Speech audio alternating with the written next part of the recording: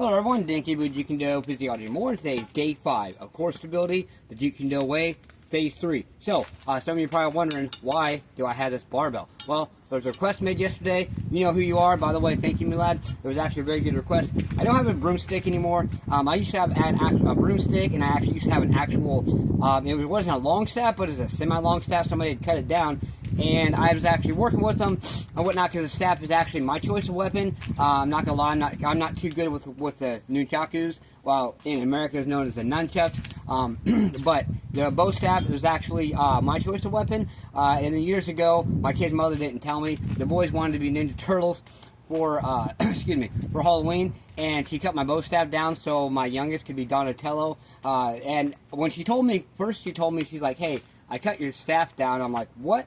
And then when she told me what she did it for, and especially when she showed me the pictures, because I had to work, I got to see them a little bit, but the job I was at, it was mandatory that I worked on that day. But when she showed me the pictures and told me what she used it for, I was no longer upset. I was actually happy. It's like, you know what? That's cool as hell. So I was willing to make that sacrifice. So what I'm going to do today is I'm going to show you the exercise I introduced yesterday, where I told you about using a broomstick. Like I said, you don't have to use a broomstick.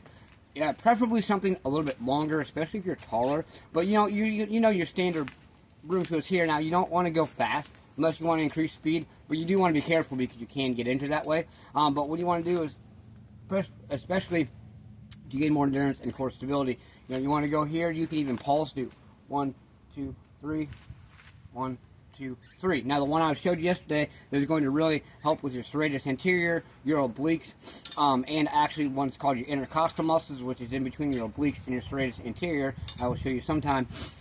So this is going to target those.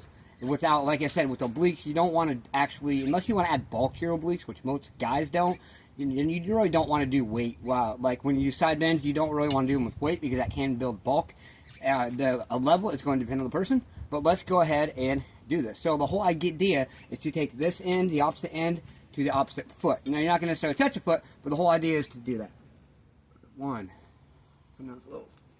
2, 3, 4, 5. And you do about 25 to 50 of those, and I'll tell you what, you're going to feel it. So there's your exercises. The exercise for today, and what I want you to do to maximize that is I want you to work with your kicks a little bit more. And like I said, even if you're not interested in kicks, what I want you to do is I want you to do 5 different angles. So I want you to go pulse 5 times, come out here, pulse 5 times, come out here, pulse 5 times, come out here, and then I want you to do a kick, and then pulse with your kick, come back, and like that. Do what I showed you first right here. Then go alternate with those, back and forth, do 2, maybe 3 sets, depending on your level. Let's do these things, and let's get out there and embrace that discomfort today. Let's get stay motivated, believe in yourself, believe you can do it, and believe that you deserve it. Smash punch, kick that like button, just don't break it. Let's get out there and do something. Do more than what you did yesterday. Get your ass up and grind. What have you done today to push yourself, to grind, to embrace that discomfort? Stay consistent. Push yourself. Let's go.